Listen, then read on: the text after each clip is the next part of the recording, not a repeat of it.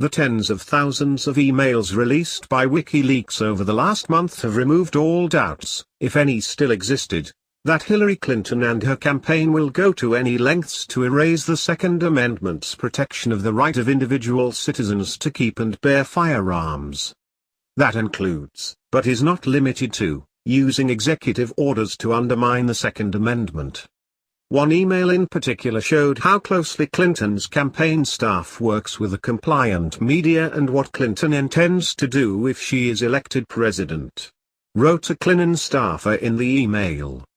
Circling back around on guns as a follow-up to the Friday morning discussion, the Today Show has indicated they definitely plan to ask about guns, and so to have the discussion be more of a news event than her previous times discussing guns. We are going to background reporters tonight on a few of the specific proposals she would support as president, universal background checks of course, but also closing the gun show loophole by executive order and imposing manufacturer liability.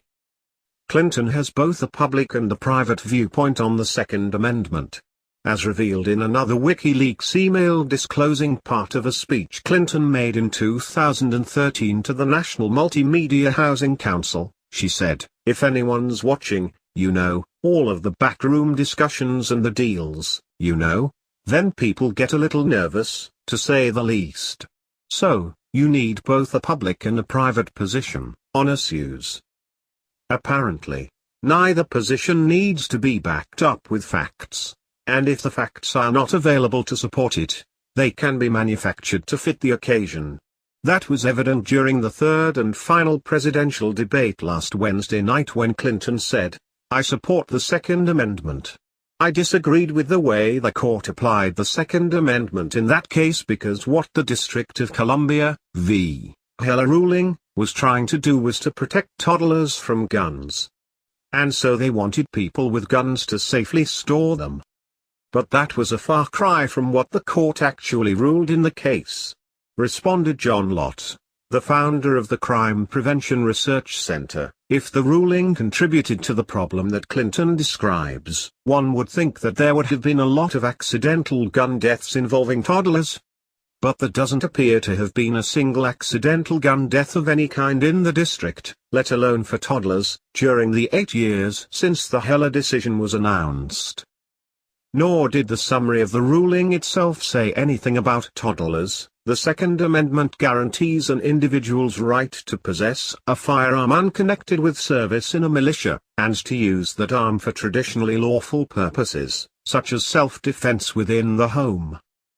And then there's Clinton's take on the no-fly list, when she declared, "If you are too dangerous to fly, you are too dangerous to buy a gun."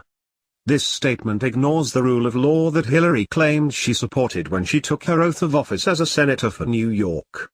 But even better, no one on the present no-fly list has been named or prosecuted for using a gun in a crime since February 2004.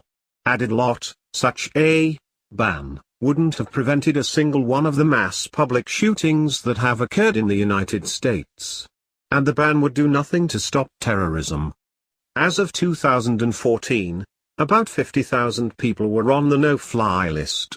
Between February 2004 and December 2014, over 2,000 people on the list purchased guns. Yet, not one of these people has been identified as using a gun in a crime. In the WikiLeaks dump there was also an email submitted under a fake name and published in January at Medium.com, a community of readers and writers offering unique perspectives on ideas large and small.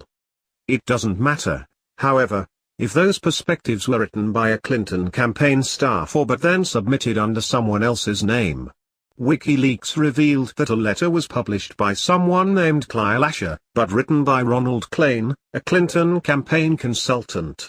Klain wrote it and then asked others on the staff if they liked the idea of submitting to Medium.com.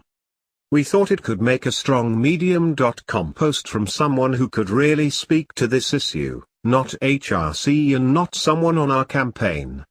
Here's the draft, which I edited and can personalize depending on who we want to use as an author. A survivor of gun violence? An advocate or family member?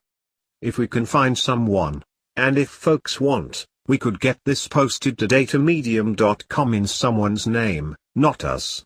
Here it is, let me know your thoughts. The Clinton campaign staff has found someone, modified the draft slightly to make it appear personal, and had it published here. In Clinton's quest to secure the Oval Office in November, it's clear that the end justifies any means necessary, including lying, stretching the truth, and making up new data to fill in where it's not available or convenient. Those who have suspected her of such behavior now have all the proof they need, thanks to WikiLeaks.